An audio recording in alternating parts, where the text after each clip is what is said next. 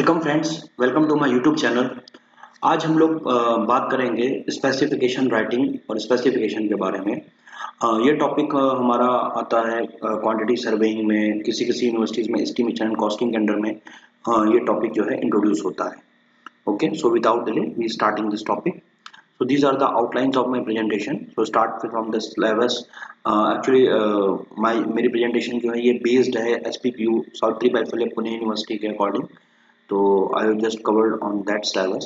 Then starting from the definition, then necessity, importance, then some legal aspect, then what are the types of specification, and then how to write. Okay. Then arrangement of specification paragraph कैसे लिखते हैं, then classification of specification. So and then some few example and then in it with the references. So in the outlines you can just see कि type और classification there are two terminologies, तो दोनों अलग हैं, हम लोग इसको detail में देखेंगे. Okay, so this is the syllabus based on SPPU Pune. These are few sample question जो कि previous years में पूछे गए हैं. Okay, तो स्टार्ट फ्रॉम द डेफिनेशन. तो डेफिनेशन के अकॉर्डिंग दो पैराग्राफ है हमारे, तो इनमें दोनों अलग अलग बुक से डेफिनेशन मैंने मेंशन किया हुआ है. So specification is a statement, basically एक स्टेटमेंट है ऑफ पर्टिकुलर्स. एक पर्टिकुलर्स मतलब किन किन आइटम्स का उसमें एक स्टेटमेंट लिखा होता है. किसी भी वर्क को एग्जीक्यूशन करने के लिए उसमें यूज होने वाले आइटम्स और उसमें होने वाले वर्क को एग्जीक्यूट होने के लिए जो भी हमें मेंशन होता है वो स्टेटमेंट वाइज, उसको ही हम स्पेसिफिकेशन बोलते हैं.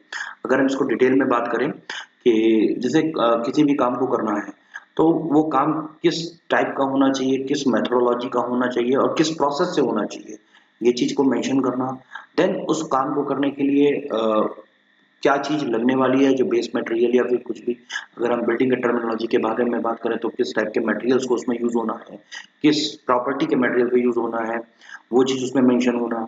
किस तरीके से काम होना चाहिए, वो वर्कमैनशिप भी यूज होना, और कौन कौन टूल लगेंगे, क्या क्या प्लांट लगेंगे, उनका भी डिस्क्रिप्शन जो है डिटेल स्पेसिफिकेशन में स्टेटमेंट में मेंशन होने को, जो डॉक्यूमेंट में मेंशन होता है उसी को ही हम लोग स्पेसिफिकेशन बोलते हैं. ओके, तो बेसिकली ये जो जितनी भी चीजें मेंशन होंगी ये किस पे बेस्ड होंगी, जो भी हमारा प्रोजेक्ट होगा उसकी ड्राइंग और उसके होने वाली डिटेल्स पे. ओके, अगर नेक्स्ट के हिसाब से देखें तो specification specify of describe the nature and class of work same and material to be use in the work, workmanship etcetera, and it is very important for the execution of the work. यानी कि जब भी हमें किसी काम को start करना होता है, उसको एग्जीक्यूट करना होता है, तो उसके लिए हमको ये रिक्वायर्ड होता है. देन इसी से डिपेंडेंट होता है कि स्पेसिफिकेशन से डिपेंड होगा कि उस प्रोजेक्ट का कॉस्ट कितना होगा. क्योंकि अगर हम कुछ चेंजेस करेंगे लाइक कोई भी फ्लोरिंग का मटेरियल या बेस मटेरियल कुछ भी चेंज करेंगे तो उससे जो हमारे प्रोजेक्ट्स की जो कॉस्ट है वो भी हमारी वेरी चेंजेस होती रहेगी, डिपेंड करेगी उस पर. Then another thing, specification should be clear and should not be any uncertainty anywhere. Specification जो लिखा जाना है वो एकदम क्लियरली ग्रामेटिकल स्टेटमेंट में होना चाहिए, कोई भी उसमें अनसर्टेनिटी कहीं पे भी कुछ भी ऐसा डाउटफुल नहीं होना चाहिए. Then the fourth one, the drawing of the building structure shows only arrangement of rooms and various parts along with its dimension. Okay, and specification only express the nature and class of work, material, workmanship, detail. Okay, तो इसमें generally क्या है कि जो हमारी drawings हैं उनमें हर चीज प्रॉपरली, रूम्स, डायमेंशन, सब चीज प्रॉपरली मेंशन होना चाहिए. और स्पेसिफिकेशन जो है केवल और केवल एक्सप्रेस करता है क्या, नेचर और क्लास ऑफ वर्क कैसा होना चाहिए, मटेरियल कैसा होना चाहिए, वर्कमैनशिप कैसा होना चाहिए. उसका ड्राइंग से कोई डायरेक्टली रिलेशन नहीं होता, ड्राइंग के बेस पे स्पेसिफिकेशन होता है. ओके, तो स्पेसिफिकेशन के बेस पे ड्राइंग नहीं होती, ड्राइंग के बेस पे स्पेसिफिकेशन होता है. तो स्पेसिफिकेशन के बेसिस पे ही हम लोग कंस्ट्रक्शन को एग्जीक्यूट करते हैं. Then the fourth one, drawing and specification are an important part of the contract document. तो जो भी हमारा कॉन्ट्रैक्ट डॉक्यूमेंट होता है उसमें हमारा ड्राइंग और स्पेसिफिकेशन दोनों ही एक डॉक्यूमेंट की तरीके ऐसा यूज होते हैं, इंपॉर्टेंट डॉक्यूमेंट की जैसा. So then what are the necessities, तो सेम थिंग कि बिकॉज किसी भी वर्क को करने के लिए हमको जो जो चीज़ों की रिक्वायरमेंट होती है, क्या मटेरियल लगेगा, किस तरीके से वो काम होगा, कौन कौन से टूल यूज होंगे, किस तरीके के प्लांट यूज होंगे, तो उसके लिए हमको जो स्टेटमेंट चाहिए होगा दैट आर द स्पेसिफिकेशन. यही रीजन है कि जिसके कारण हमको एक स्पेसिफिकेशन डॉक्यूमेंट उसकी नेसेसिटी यूज होती है. Okay, So basically, it is not possible to furnish the information on the drawing regarding the quality of material to be used, the quality of workmanship to be achieved during the construction due to the shortage of space. Okay. Then another line, the details regarding materials and workmen are conveyed in a separate contact document, which is known as the specification of the work. In general, drawing shows what is to be done and where is the specification set how it to be accomplished. Okay so the reason कि उसमें document में specially mention कि कैसे कैसे वो work होगा, drawing mention होगा drawing के अकॉर्डिंग, और कैसे कैसे वो स्टेजेस वाइज वो कंप्लीटेड होगा स्पेसिफिकेशन में, कैसे कैसे वो वर्कमैनशिप होगी, कैसे कैसे मटेरियल का रिगार्डिंग क्या डिटेल्स होनी चाहिए, ये चीज़ें हमारी उसमें डॉक्यूमेंट के थ्रू एक कन्वे होगा टू द अदर पार्टी जो कि उसको एक्सिक्यूट करेंगे. ओके तो इसीलिए इसकी नेसेसिटी एक इम्पोर्टेंस हो जाती है डॉक्यूमेंट की. अब क्या इंपॉर्टेंस हो सकता है, नेसेसिटी हमको जरूरत तो है लेकिन इंपॉर्टेंस क्या क्या रोल प्ले कर सकता है. तो फर्स्ट वन, स्पेसिफिकेशन जो है वो डिस्क्राइब करता है क्या, क्वालिटी एंड क्वांटिटी. तो मैं बेसिकली क्वांटिटी के लिए हम लोग इसकी मशीन ही यूज करेंगे. तो क्वालिटी ऑफ अ मटेरियल कि कोई भी मटेरियल कैसी क्वालिटी का है, कितनी थिकनेस है, क्या टेक्सचर है, क्या फिनिशिंग है, या फिर वर्कमैनशिप, वो जो काम करने वाला पर्सन होगा वो उस काम को किस तरीके से करेगा, देन वो कौन कौन से इक्विपमेंट रिक्वायर्ड होंगे उस काम को एग्जीक्यूट करने के.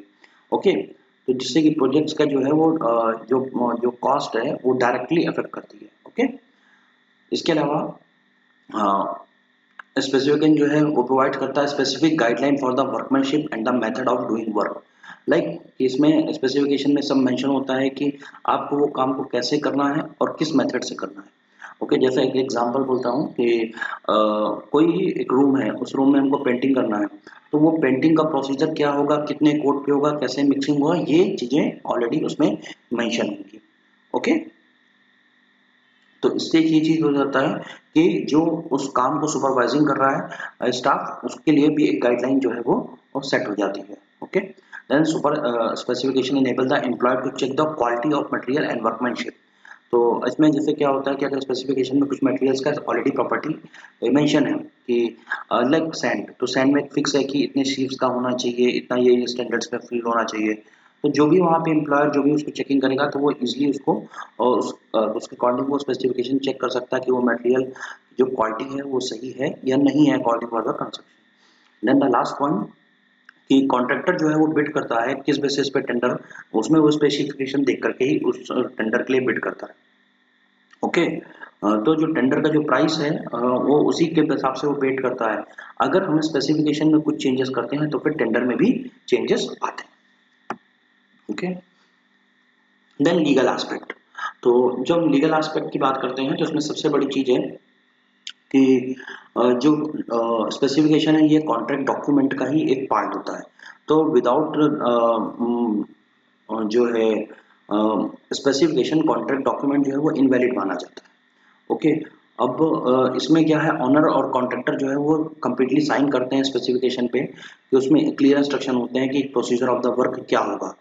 ओके एंड बोथ पार्टी जो है इस पे जो है रेडी करते हैं. अगर कुछ डिस्प्यूट आता है तो इसमें जो आर्बिट्रेटर है वो स्पेसिफिकेशन आर्बिट्रेटर के लिए जो स्पेसिफिकेशन वो है वो हेल्पफुल होता है. ओके अगर इसमें कॉन्ट्रैक्टर जो है स्पेसिफिकेशन को फॉलो नहीं करता है तो वो पेनाल्टी के लिए वो पेनाल्टी पे करेगा, he will be liable for penalty. Okay then इसके अलावा अगर स्पेसिफिकेशन में mode of measurement, quality, procedure of item which is binding both are party there, तो उसके अकॉर्डिंग अगर उसमें मेंशन है तो कॉन्ट्रैक्टर जो है वो एक्स्ट्रा मेजरमेंट और उस ऑनर के लिए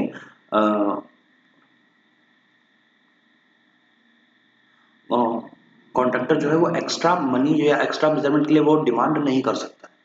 ओके तो बेसिकली देखें तो स्पेसिफिकेशन पे ही हमारा मेजर ऑफ चीजें लीगली जो है वो डिपेंडेंट रहती है. ओके अब बात करते हैं टाइप्स ऑफ स्पेसिफिकेशन की. तो जो टाइप्स ऑफ स्पेसिफिकेशन है उसको हम जनरली 5 वे में डिस्क्राइब किया गया है: general, detail, contract, standard and special. तो हम जनरल स्पेसिफिकेशन की बात करते हैं. तो जो जनरल स्पेसिफिकेशन बात होती है तो एक बहुत ही जनरल वे में, लाइक जब भी हम प्रोजेक्ट की स्टार्ट करते हैं तो एक एक इमेजिन करना कि हम ये चीज़ें उस पर रफली एस्टिमेट बनाने के लिए हम एक स्पेसिफिकेशन लिखते हैं, लाइक कि हम इतने ब्रिक्स का ऐसी ब्रिक्स को यूज़ करेंगे, देन इतना सीमेंट्स। तो एक वो जनरल स्पेसिफिकेशन जिसको हम लीगल एज डॉक्यूमेंट नहीं यूज़ करते, एक जनरल खाली अपने आइडियाज़ लेने के लिए करते हैं, क्वांटिटी को समझने के लिए और उसके लिए प्रोजेक्ट के लिए, तो उसको हम जनरल स्पेसिफिकेशन बोलते हैं। और ये जो है कॉन्ट्रैक्ट डॉक्यूमेंट का पार्ट बिल्कुल भी नहीं होता है। Okay, then second one detailed specification. तो जो डिटेल्ड स्पेसिफिकेशन होता है इसमें हर चीज मेंशन होती है, her work in detail, workmanship, material, everything जो प्रोजेक्ट से रिलेवेंट होता है वो सब चीज मेंशन होती है। और किस बेसिस पे होती है, जो जो भी हमारी ड्राइंग्स होती है, जो भी उनकी ड्राइंग के ऊपर बेस्ड होती है। तो जब ये प्रॉपर चीजें जब मेंशन होती हैं तो उसी को हम लोग डिटेल्ड स्पेसिफिकेशन बोलते हैं, जिसमें उसमें वर्कमैनशिप, मटेरियल की qualities, quantities, proportion, everything it's mention in that type of specification, it's called detail. और ये हमारा कॉन्ट्रैक्ट का पार्ट होता है। यही स्पेसिफिकेशन को हम जब हम कॉन्ट्रैक्ट के लिए बेसिकली यूज करते हैं डिटेल ड्राइंग के साथ, it's called a contract specification. Otherwise if it is a separate document, it's called a detailed specification. Okay, then the third one is called the standard specification. Okay, तो अब standard specification basically क्या होता है कि जैसे हमें कोई specification लिखना है, लेकिन इट्स वेरी लेंथी और एवरीथिंग कि लाइक हमको एक मटेरियल रिक्वायर्ड है, like an number of material required है, जैसे ब्रिक्स और ये सैंड, एग्रीगेट्स। तो हम उनको ब्रिक का पूरा डिटेल स्पेसिफिकेशन लिखना कि ये इस टाइप का चाहिए, इतने कलर, सिंगिंग साउंड, ऐसा प्रॉपर्टी होनी चाहिए। तो वो मेंशन करने से अच्छा है कि उसमें जस्ट खाली डायरेक्टली एक नाम लिख देना कि required bricks as per IS code this number. तो उसमें क्या होता है, किसी ऑलरेडी स्टैंडर्ड हम किसी कोड या किसी मेंशन या किसी डॉक्यूमेंट के बेसिस पे हम उसको जो है वहाँ पे स्पेसिफिकेशन में मेंशन कर सकते हैं। तो इस तरीके के स्पेसिफिकेशन को हम लोग जनरली स्टैंडर्ड स्पेसिफिकेशन बोलते हैं। ओके, उसके साथ में हमको क्या होता है कि डिटेल जो उसके बारे में लिखना होता है वो डिटेल स्पेसिफिकेशन लिखने की जरूरत नहीं पड़ती है, लेकिन इसको फिर हम कॉन्ट्रैक्ट डॉक्यूमेंट के साथ हमको अटैच करवाना पड़ता है। ओके, तो इस प्रोसीजर से ये फायदा होता है कि स्पेसिफिकेशन लिखने में टाइम बचता है। ओके, कई सारे खर्चे, अदर एक्सपेंसेस जो है वो सेव होते हैं time majorly. Then this is called the special specification. तो स्पेशल स्पेसिफिकेशन कुछ ऐसे वर्क होते हैं जो उस डायरेक्टली कॉन्ट्रैक्ट में स्पेसिफिकेशन में कवर्ड नहीं होते हैं, कुछ डिपार्टमेंटल के स्टैंडर्ड स्पेसिफिकेशन जो भी कुछ रीजन से, तो वो स्पेशल स्पेसिफिकेशन जो है वो इंजीनियर इंचार्ज के थ्रू अप्रूव्ड होकर के बाद में टेंडर में थ्रू वो जो है टेंडर पेपर में जो है अंडर हेडिंग स्पेशल स्पेसिफिकेशन जो है वो ऐड किए जाते हैं। लाइक एक एग्जांपल कि अगर कोई बिल्डिंग या प्रोजेक्ट कर रहे हैं और उसमें कुछ टॉयलेट में एडिशनल कुछ स्पेशल रिक्वायरमेंट बेसिस पे हमने ऐड किया है, तो वो वहाँ पे इंजीनियर इंचार्ज के बेसिस अप्रूवल लेकर के और जो भी प्रोसीजर है जिनसे भी अप्रूवल लेना है लेकर के देन जब हम टेंडर के डॉक्यूमेंट में ऐड करते हैं तो इस under the heading special specification के केसेस में हम उसको ऐड करते हैं। तो इस टाइप के स्पेसिफिकेशन को हम लोग स्पेशल स्पेसिफिकेशन बोलते हैं, जो कि किसी क्लाइंट या अदर डिमांड बेसिस पे होते हैं। The another one is called the open और मैन्युफैक्चरर स्पेसिफिकेशन। तो जो ये मैन्युफैक्चरर स्पेसिफिकेशन होता है, हम सब लोग जो ब्राउचर्स देखते हैं, ब्राउचर्स के पीछे काफ़ी सारी टेक्निकल प्रॉपर्टीज लिखी होती हैं। तो उसमें अगर हम देखें जनरली तो उसमें केवल फिजिकल और केमिकल प्रॉपर्टीज लिखी होती हैं, जो कि मैन्युफैक्चरर जो प्रोडक्ट बनाते हैं, मैन्युफैक्चर करते हैं, तो उनकी जो टेक्निकल प्रॉपर्टीज होती है केवल वही मेंशन होती है। वो प्रॉपर्टी में ये भी बिल्कुल मेंशन नहीं होता है कि वो किस तरीके से वर्कमैनशिप के साथ वो जोड़े जाएंगे या उनका क्या कंस्ट्रक्शन उनके टाइम पे क्या अचीव होगा, ये चीज़ें उसमें मेंशन नहीं होती हैं। तो इस टाइप के जो स्पेसिफिकेशन होते हैं जो कि हमारे प्रोडक्ट बेस्ड होते हैं, उनको हम ओपन और मैन्युफैक्चरर स्पेसिफिकेशन बोलते हैं। ओके, देन अनदर थिंग कि हमें अगर स्पेसिफिकेशन लिखना है तो हम किन किन पैराग्राफ या किन किन वे में लिख सकते हैं। तो जो हमारे स्टेप्स होते हैं दैट इज द 6 स्टेप्स होते हैं। The first one description of material. तो मैं फर्स्टली यहाँ बता दूं कि जब हम स्पेसिफिकेशन लिखते हैं तो दो तरीके के लिखते हैं, कि किसी मटेरियल का स्पेसिफिकेशन लिखते हैं या फिर किसी जो हमारा कंस्ट्रक्शन का प्रोसेस होना उसके बारे में। तो यहाँ ये जो है वो कंस्ट्रक्शन प्रोसेस के लिए ज़्यादातर है कि डिस्क्रिप्शन ऑफ मटेरियल। लाइक हमको एक एग्जांपल कि अगर आरसीसी को हमें के लिए स्पेसिफिकेशन लिखना है तो सबसे पहले हम आरसीसी में यूज होने वाले कौन कौन से मटेरियल्स हैं उनको यहाँ पे मेंशंस करेंगे। तो एक मटेरियल्स का स्पेसिफिकेशन डिस्क्रिप्शन जो है वो फर्स्ट होगा। देन वो चीज़ें कैसे कैसे बनाई जाएंगी उसका जो प्रोसीजर होगा वो वर्कमैनशिप के टाइटल में हम लोग लिखेंगे।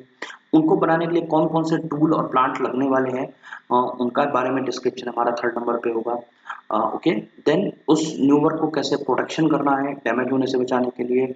ओके, तो ये सब चीज़ों के लिए हमें प्रोटेक्शन ऑफ न्यू वर्क के अंडर में कैसे आएगा। देन एक्सप्रेशन कि कुछ और राइटिंग स्पेसिफिक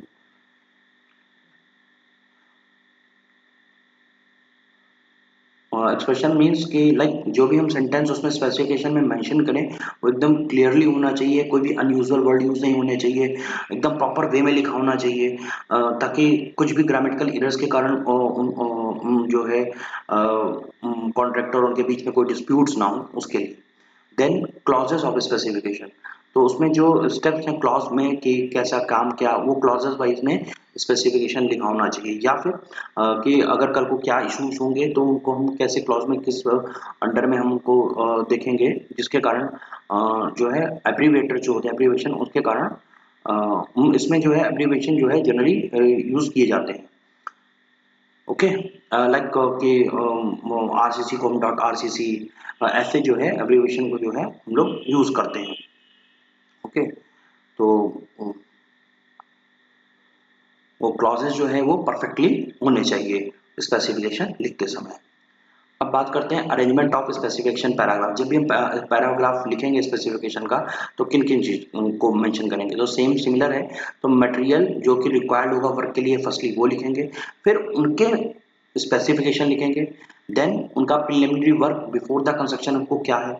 जैसे कोई हमको वॉल एक स्टार्ट करनी है ग्राउंड फ्लोर से तो सबसे उनको लेवलिंग करना, देन आफ्टर उसके पहले जो ब्रिक्स या बेसिक मटेरियल उसको वाटर में हमको स्टोर करना, उसको वाटर से पूरा, ठीक है। तो ऐसे प्रिलिमिनरी वर्क जो कि हमारा बिफोर द कंस्ट्रक्शन स्टार्ट होना है।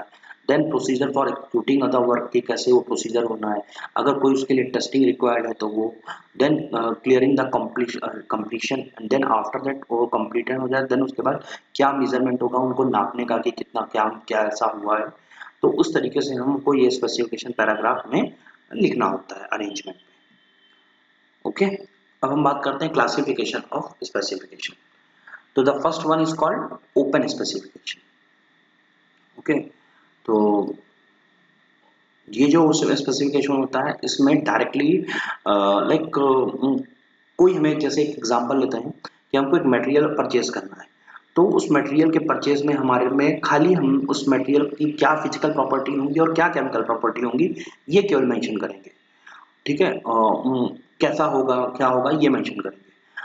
हम कभी भी उसमें से ये नहीं लिखेंगे कि इस ट्रेड का होना चाहिए या इस मैन्युफैक्चर का लेना चाहिए, ऐसा कुछ भी मेंशन नहीं करेंगे। तो इस टाइप के जो स्पेसिफिकेशन होते हैं उनको हम ओपन स्पेसिफिकेशन होते हैं, और it is generally use for public work. जहाँ पब्लिक के जो वर्क्स होते हैं पब्लिक वर्क्स डिपार्टमेंट, तो उनमें ये मेंशन उनमें जनरली इस टाइप के स्पेसिफिकेशन यूज होते हैं। तब इसमें होता क्या है, जो हमारे कॉन्ट्रैक्टर होते हैं उनके पास n नंबर ऑप्शन हो जाता है कि वो कहीं से भी वो चीज़ें परचेज कर सकते हैं बेसिक मटेरियल, और ये जनरली बेसिक मटेरियल्स के लिए ही यूज होता है। ओके, तो इसमें क्या है ट्रू कंपटीशन भी होता है। ओके, अब इसकी जो डिसएडवांटेजेस है क्योंकि जो मटेरियल हमको आता है साइट पे उसकी हमें चेकिंग और टेस्टिंग भी करनी पड़ती है, क्वालिटी के ऊपर भी कंट्रोल रखना पड़ता है, डिजाइन पे इफेक्ट नहीं हो रहा वो देखना पड़ेगा, और हाँ कभी कभी इन केसेस में टाइम कंज्यूम भी होता है अबाउट स्टडी करने के लिए, क्योंकि वो 10 जगह पे they will asking about this type of material, तो उसमें कभी कभी टाइम कंज्यूमिंग होता है। तो इस तरीके के स्पेसिफिकेशन को हम लोग ओपन स्पेसिफिकेशन बोलते हैं। Then another one is called the restricted specification. तो रिस्ट्रिक्टेड स्पेसिफिकेशन में क्या होता है कि उसी से मटेरियल में हम लोग क्या करते हैं कि कैटलॉग बेसिस पे नंबर दे करके बताते हैं कि ये प्रोडक्ट चाहिए। अब वो सेम प्रोडक्ट हो सकता है कि ना वेरी फ्यू मैन्युफैक्चरर जो है एक या दो ही ये जो है 2 या 3 जो है उसको मैन्युफैक्चर करते हो उस टाइप के प्रोडक्ट को। तो उससे क्या होता है जो नंबर्स ऑफ मैन्युफैक्चरर्स हैं वो फिक्स हो जाते हैं कि इन्हीं 2-3 से ही हमको वो प्रोडक्ट लेना है। तो इस तरीके के जो स्पेसिफिकेशन का जो प्रोसीजर होता है मटेरियल को लेकर के उसको ही हम लोग रिस्ट्रिक्टेड स्पेसिफिकेशन बोलते हैं। अब इससे क्या एडवांटेजेस कि इसमें क्या है promotes the competition among the manufacturer to maintain the standard of quality at reasonable price. तो इसमें क्या होता है, उन मैन्युफैक्चरर के पास एक सेम उस टाइप के स्टैंडर्ड के मटेरियल का बनाने का जो है एक मेंटेन करने का कंडीशन आ जाता है, हर एक वो जो 2-3 ब्रांड होते हैं बड़े उनके बीच में आ जाता है, तो वो प्रमोट करने के लिए। ओके, बट इससे डायरेक्टली कोई फायदा नहीं होगा क्लाइंट को।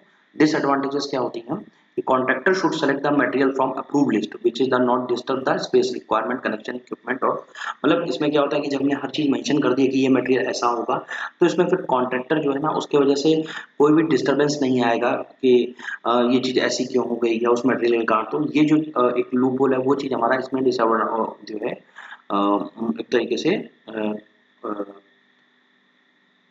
जो है वर्क करेगा, नॉट डिस्टर्ब नहीं करेगा। ओके, तो दैट इज द डिसएडवांटेजेस के मैं इसको कंसीडर कर रहे हैं।